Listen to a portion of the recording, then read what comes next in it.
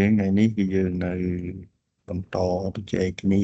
ពាក់ព័ន្ធជាមួយនឹងរឿងរ៉ាវដែលយើងមាននៅក្នុងលំហមេត្រិកបាទហើយអ្វីដែលយើងនឹងទៅជែកគ្នានៅថ្ងៃនេះគឺពាក់ព័ន្ធជាមួយនឹងសំណុំក្នុងហើយនឹងសំណុំបំណិតបាទជាភាសាអង់គ្លេសគឺ interior ហើយមួយទៀតគឺ closure ចឹងបើសិនជាគេឲ្យ A គឺជាសំណុំរងនៃ X បាទចឹងយើងហៅថាជាសំណុំក្នុងនៃ A ដែលយើងសម្គាល់ដោយ A រងគឺជាសំណុំដែលកំណត់ដោយគឺប្រជុំនៃគ្រប់សំណុំបើកដែលនៅក្នុង A បាទនេះគឺคล้ายទៅជាសំណុំបើកធំជាងគេដែលនៅក្នុង A បាទហើយមួយទៀតយើងហៅថាជាសំណុំបំណិតនៃ A ដែលយើងសម្គាល់ដោយ A បាគឺជាសំណុំដែលកំណត់ដោយ A បាស្មើជាមួយនឹងប្រសពនៃគ្រប់សំណុំបិទដែលផ្ទុក A បាទចឹងនៅត្រង់នេះគឺគ្នាយើងនឹងទទួលបានថាសំណុំបំណិតគឺជាសំណុំបិទតូចជាងគេដែលផ្ទុក A ហើយយើងមានសំណុំព្រំដែននៃ A គឺយើងសម្គាល់ដោយនិមិត្តសញ្ញាមួយនេះគឺជាប្រសពនៃបំណិតរបស់ A ជាមួយនឹងបំណិតរបស់បំពេញនៃ A បាទចឹងនេះគឺជាពាក្យបច្ចេកទេសមួយចំនួនដែលយើងជួបប្រទះនៅពេលដែលយើងសិក្សាអំពីលំហតូប៉ូនៅក្នុងលំហមេត្រិករបស់យើងអញ្ចឹងយើងមើលសំណុំក្នុងនៃ A បាទដូចដែលយើងបានឃើញនៅក្នុងនយោបាយវិញគឺជាប្រជុំនៃគ្រប់សំណុំបើកនៃ X ដែលនៅក្នុង A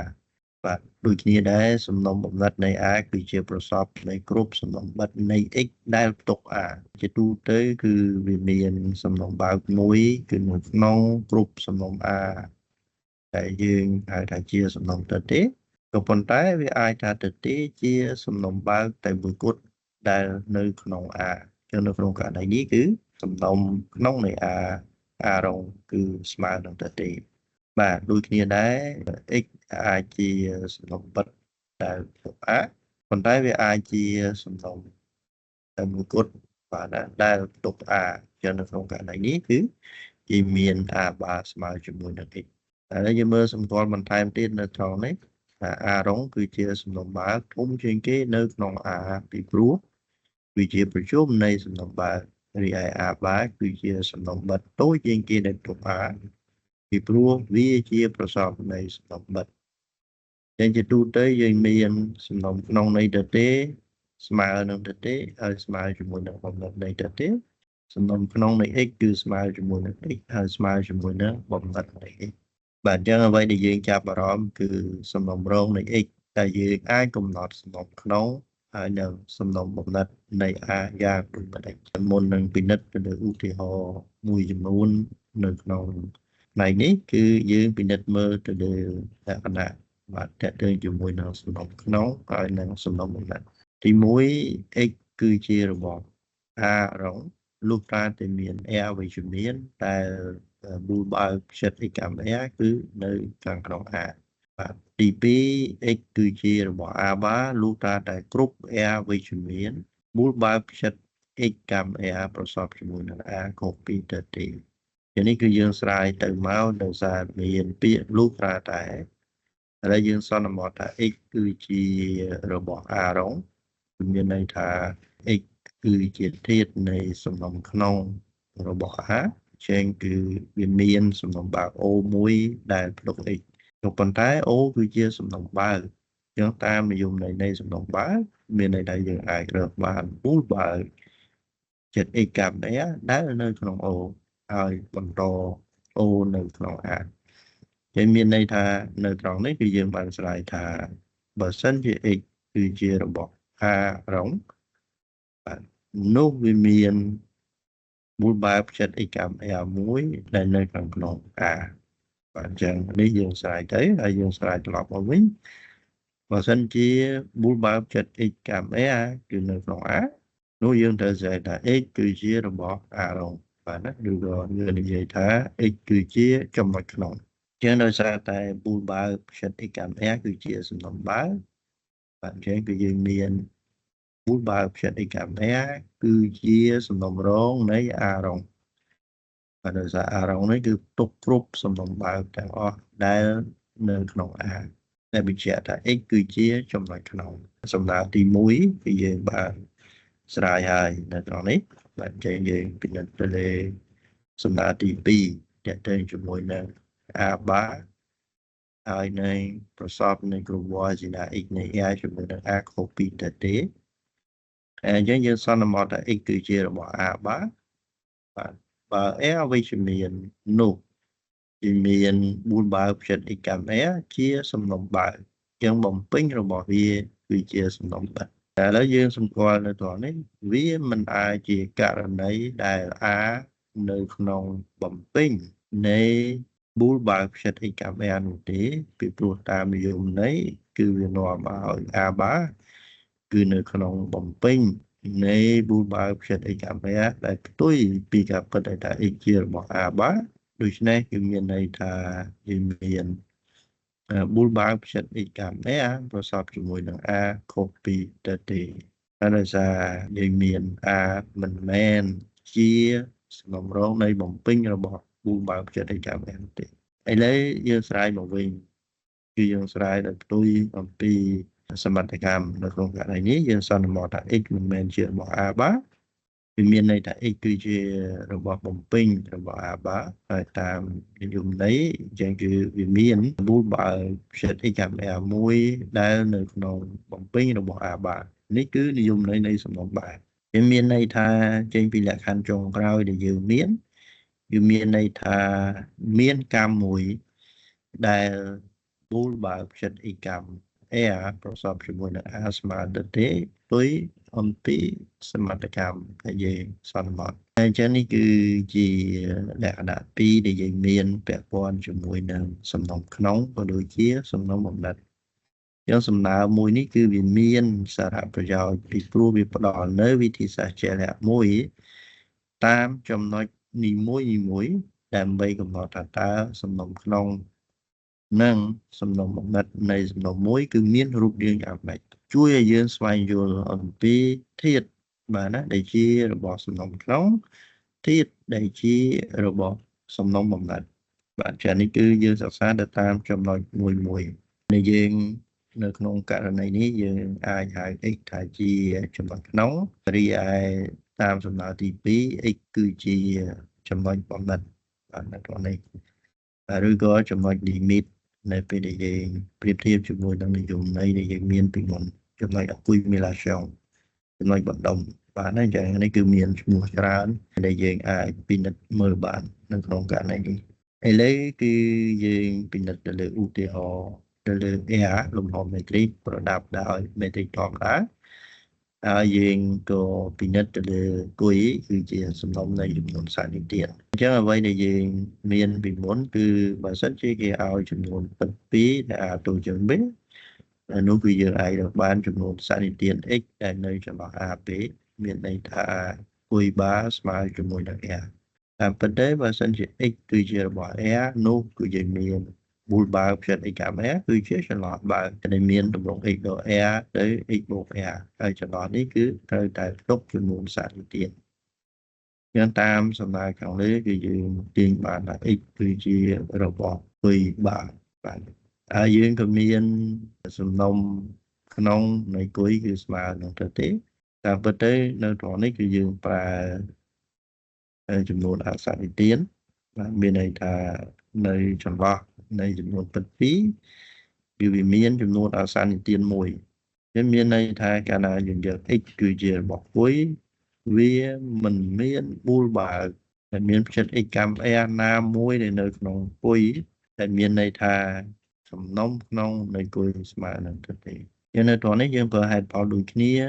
សំណុំនៃចំនួនអសនិទានគឺមានបំណិតសំណុំបំណិតរបស់វាគឺស្មើជាមួយនឹង a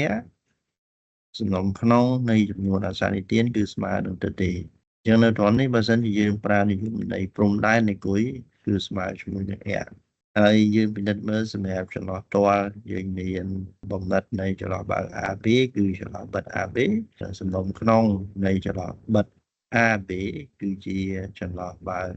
AB ហើយនឹងព្រំដែននៃចន្លោះបាវក៏ដូចជាព្រំដែននៃចន្លោះបិទ AB គឺមាន2ធាតុ A ហើយនិង B យើងហៅថាជាចំណុចព្រំដែនបាទអញ្ចឹងនេះជាឧទាហរណ៍សាមញ្ញដែលជួយឲ្យយើងស្វែងយល់អំពី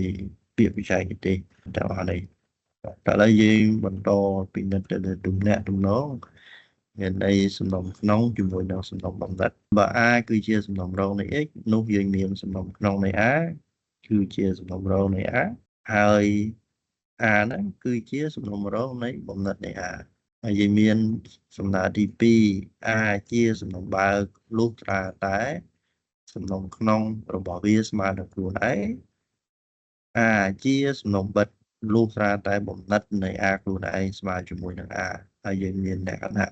ទី4 A គឺជាសំណុំរងនៃ B ដែលមានន័យថាសំណុំក្នុងនៃ A គឺជាសំណុំក្នុងនៃ B បំណិតនៃ A គឺជាសំណុំរងនៃបំណិតនៃ B យើងមើលសំណើទី1គឺយើងទទួលបានចេញពីនិយមន័យនៃសំណុំក្នុងហើយនិងសំណុំបំណិតសំណើទី2បើ A ជាសំណុំបើនោះសំណុំក្នុងនៃ A គឺផ្ទុក A ហើយហេតុតែ A ផ្ទុកសំណុំបើក A ហើយសំណើទី3បើ A ជាសំណុំបិទនោះយើងមាន A បើគឺជាសំណុំរងនៃ A ពីព្រោះ A នៅក្នុងសំណុំបិទ A បាទចឹងនៅត្រង់នេះគឺឲ្យផ្អែកទៅលើនិយមន័យដែលយើងទទួលបានលក្ខណៈទាំងអស់នេះហើយសំដៅទី4បើសិនជា A គឺជាសំណុំរងនៃ B នោះគ្រប់សំណុំបើកនៃ A ជាសំណុំបើកនៃ B ដែលមានន័យថា A រងគឺជាសំណុំរងនៃ A ហើយបន្តទៅជាសំណុំរងនៃ B នាំឲ្យ A រងគឺជាសំណុំបើកមួយដែលនៅក្នុង B ក៏ប៉ុន្តែ B រងគឺជាសំណុំបើកធំជាងគេនៅក្នុង B អញ្ចឹងគឺយើងទាញបានថា A រងគឺជាសំណុំរងនៃ B រងអញ្ចឹងហេតុផលដូចគ្នាដែរគឺយើងអាចប្រើបានសម្រាប់ស្រាយរឿងរ៉ាវទាក់ទងជាមួយនឹងសំណុំបំណិតបាទអញ្ចឹងយើងមើលបើ A គឺជាសំណុំរងនៃ B នោះបាទហ្នឹងយើងមាន A សំណុំរងនៃ B សំណុំរងនៃ B បាមានន័យថា B បាជាសំណុំបិទដែលផ្ទុក A ក៏ប៉ុន្តែ A បាគឺជាសំណុំបិទតូចជាងគេដែលផ្ទុក A ចឹងមានន័យថា B បាគឺត្រូវផ្ទុក A បាហើយយើងមានចេញពីលទ្ធផលទាំងអស់នេះគឺយើងមានវិបាកសំណុំក្នុងនៃ A រងគឺខ្លួនឯងបាទណាហើយសំណុំបំណិតនៃ A បាគឺខ្លួនឯងដែលមានន័យថាយើងមាន A រង2ដងនៅត្រង់នេះគឺស្មើជាមួយនឹង A ខ្លួនឯង A បា2ដងនៅត្រង់នេះគឺស្មើជាមួយនឹង A ខ្លួនឯងឥឡូវយើងមើលលទ្ធផលសំខាន់មួយពាក់ព័ន្ធជាមួយនឹងសំណុំបំណិតបាទលទ្ធផលនេះគេនិយាយថាបើសិនជា A គឺជាសំណុំរងនៃ x នោះ x ជារបស់ A បាលុះត្រាតែវាមាន switch AN មួយដែលនៅក្នុង A រួមទៅដល់ x បាទចឹងនៅត្រង់នេះដែលយើងនិយាយថា x គឺជាចំណុច limit នៃ A ឥឡូវយើងតាំង f គឺជាសំណុំនៃគ្រប់ limit នៃ switch រួមនៅក្នុង A បាទនេះគឺយើងរួមបញ្ចូលទាំង switch បាទអញ្ចឹងយើងទទួលបាន A គឺជាសំណុំរងនៃ f យើងនឹងបង្ហាញថា f ស្មើជាមួយនឹង A បាទចឹងទី1គឺយើងថា f ជាសំណុំបិទឧបមាថា f មិនមែនជាសំណុំបិទនោះបំពេញរបស់វាជាសំណុំបើកហើយយើងបន្តប្រើនិយមន័យសំណុំបើកបាទវាមានធាតុ y ជារបស់ f បំពេញដែលចំពោះគ្រប់ n ចំណុច yn គឺជារបស់ប្រសព v ផ្ចិត y កម្ម1លើ n ប្រសពជាមួយនឹង f តាមនិយមន័យនៃ f គ្រប់ yn គឺជា limit នៃ switch មួយនៅក្នុង A ជាមានន័យថាយើងមាន switch AN នៅក្នុង A ដែលរួមទៅ y មានន័យថាគឺនៅជិត y នៅក្នុងចម្ងាយ1លើ n អញ្ចឹងយើងបើវិសមភាពត្រីកោណគឺយើងទទួលបានចម្ងាយពី AN ទៅ y ដូចជា2នៅលើ n ដែលមានន័យថា AN រួមទៅ y ក៏ប៉ុន្តែបើសិនជាយើងមានសានភាពបែបនេះគឺនាំឲ្យ y ជារបស់ f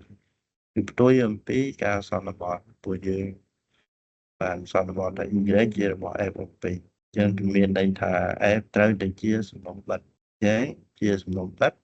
ចឹងគឺយើងទាញបានថា A បាគឺជាសំណុំរងនៃ F ក៏ប៉ុន្តែយើងមាន A បាគឺផ្ទុកគ្រប់ចំណុច limit ទាំងអស់នៃ switch រួមនៅក្នុង A បាទចឹងគឺមានន័យថា A បាគឺផ្ទុក F ចឹងសរុបមកវិញនៅត្រង់នេះគឺ F ស្មើជាមួយនឹង A បាជានេះហើយគឺជាលទ្ធផលដែលយើងទទួលបានថា x គឺជារបស់ A បាលុះត្រាតែមានស្វីតធាតុនៃ A ដែលរួមទៅនឹង x បាទហើយបើសិនជាយើងមាន A គឺជាសំណុំបិទយ៉ាងនេះចូលទ្រឹស្ដីសំខាន់ដែលយើងបានពិភាក្សាកាលពីលើកមុនព្រោះកាលណាយើងមានសំណុំបិទ A បាស្មើជាមួយនឹង A យើងមានន័យថាគ្រប់សំណុំបិទគឺផ្ទុកចំណុច limit របស់វាទាំងចឹងនេះគឺទូទៅជាងអ្វីដែលយើងបានពិភាក្សាកាលពីលើកមុនឥឡូវយើងមើលលទ្ធផលមួយចំនួនទៀតពាក់ព័ន្ធជាមួយនឹង A បាអ្វីដែលយើងបានឃើញពីមុនបើសិនជា x ជារបស់ A នោះចម្ងាយពី x ទៅ A គឺស្មើជាមួយនឹង0ក៏ប៉ុន្តែវាអាចថាចម្ងាយពីចំណុច1ទៅសំណុំស្មើជាមួយនឹង0នៅពេលដែលចំណុចនោះគឺមិនស្ថិតនៅក្នុងសំណុំណាដូចជាករណីខាងក្រោមបើសិនជាយើងមាន A គឺជាសំណុំរងនៃ x ហើយ xd គឺជាសំណុំនៃ x យ៉ាងនោះ A បាគឺជា x ទាំងឡាយណាដែលមានចម្ងាយពី A ស្មើជាមួយ0បាទចឹងនៅត្រង់នេះបើសិនជាយើងយក x ជារបស់ A បានោះវាមានស្វីតធាតុនៃ A ដែលរួមទៅដល់ x ហើយមានន័យថាចម្ងាយពី x ទៅ AN គឺខិតទៅរក0ចឹងគឺយើងទាញបានថាចម្ងាយពី x ទៅ A ធំគឺស្មើជាមួយនឹង0បាទឥឡូវយើងច្រាស់មកវិញបើសិនជា dxA ស្មើជាមួយនឹង0នោះវាមាន switch នៃ AN ដែលចម្ងាយពី x ទៅ AN គឺរួមទៅដល់0ដែលបញ្ជាក់ថា AN គឺរួមទៅដល់ x ហើយ x គឺជារបស់ A បាទអញ្ចឹងនេះគឺជាលក្ខណៈមួយទៀតដែលបង្ហាញថាទោះបីជាចំណុចគឺមិនស្ថិតនៅក្នុងសំណុំក៏ប៉ុន្តែចម្ងាយរបស់វាគឺស្មើជាមួយនឹង0តើឥឡូវយើងពិនិត្យមើលតើតើជាមួយនឹងភាពខាប់ណែននៃសំណុំតែចឹងនៅត្រង់នេះគឺយើងបានឃើញហើយថាបំណិតនៃចំនួនសានិទានគឺស្មើជាមួយនឹង r បាទចឹងនៅត្រង់នេះគឺជួយឲ្យយើងមានរឿងរ៉ាវទូទៅបើសិនជា a បាគឺស្មើជាមួយនឹង x នោះគឺយើងនិយាយថា a គឺដងនៅក្នុង x ឬក៏ខាប់ណែននៅក្នុង x ចឹងអ្វីដែលយើងអាចសម្គាល់ពីមុនណាបំណិតនៃ a គឺជាសំណុំនៃចំណុច limit ទាំងអស់នៃ a បើ a ជាសំណុំខាប់ណែននោះបំណិតនៃ a គឺជាលំហ x ទាំងនោះដែលមានន័យថាគ្រប់ធាតុនៃ x គឺជាចំណុច limit នៃ a បាទហើយដូចជានៅក្នុងករណីគុយបាស្មើជាមួយនឹង r ដែលមានន័យថាគុយគឺខាប់ណែននៅក្នុង r យើងច្រាស់មកវិញគឺវានៅតែពិតមួយគោលខាងក្រោមយើងអាចពិនិត្យមើលនៅត្រង់នេះបើសិនជាយើងមាន a គឺជាសំណុំរងនៃ x នោះ a ជាសំណុំខាប់ណែននៅក្នុង x លុះត្រាតែចំពោះ x នីមួយគឺវាមានធាតុ xn របស់ a ដែលរួមទៅដល់ x មានស្វីតធាតុនៃ a ដែលរួមទៅដល់ x ចឹងគឺយើងអាចពិនិត្យមើលទៅលើលទ្ធផលមួយនេះចឹងបើសិនជាយើងប្រើលក្ខខណ្ឌខាប់ណែនវាមានន័យថា a បាស្មើជាមួយនឹង x ជាបើសិនជាយើងយកធាតុ x ជារបស់ x នោះ x គឺជាធាតុនៃបំណិតនៃ a ចឹងតាមនិយមន័យនៃបំណិតគឺមានន័យថា x គឺជាចំណុច limit នៃ a ឥឡូវត្រឡប់មកវិញគឺយើងសន្មតថាគ្រប់ធាតុ x ជារបស់ x គឺជាចំណុច limit នៃ a តែហេតុតែ a បាគឺជាសំណុំនៃគ្រប់ចំណុច limit នៃ a ចឹងនៅត្រង់នេះគឺមានន័យថាគ្រប់ x ដែលជារបស់ x ធំជាធាតុរបស់ a បាដែលមានន័យថា a បាស្មើជាមួយនឹង x បាទចឹងដូច្នេះ a គឺជាសំណុំខាប់ណែននៅក្នុង x តាមនិយមន័យនៃសំណុំខាប់ណែនសរុបមកវិញនៅត្រង់នេះសំណុំ a គឺជាសំណុំបត្តិលុះត្រាតែវាផ្ទុក limit នៃគ្រប់ស្វីតរួមនៃធាតុនៅក្នុង a កំណត់នៃសំណុំ a ជាសំណុំនៃគ្រប់ចំណុច limit ទាំងអស់នៃថាសំណុំ A ជាសំណុំខាប់ណែននៅក្នុង x លុះត្រាតែគ្រប់ធាតុនៅក្នុង x ជា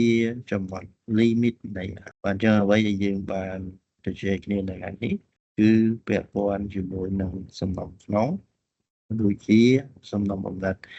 ហើយយើងបានពិភាក្សាទំនាក់ទំនងនៃសំណុំទាំងពីរក៏ដូចជាលក្ខណៈមួយចំនួនដែលយើងជួបប្រទះនៅក្នុងការសិក្សាទូទៅវិទ្យារបស់យើងបាទហើយក៏បានជជែកគ្នាអំពីទំនាក់ទំនងជាមួយនឹងសំណុំបែបទំនាក់ទំនងនៃសំណុំបំណិតជាមួយនឹងសំណុំបិទចឹងសម្រាប់ថ្ងៃនេះយើងពិភាក្សាត្រឹមប៉ុណ្ណេះបាទអរគុណច្រើន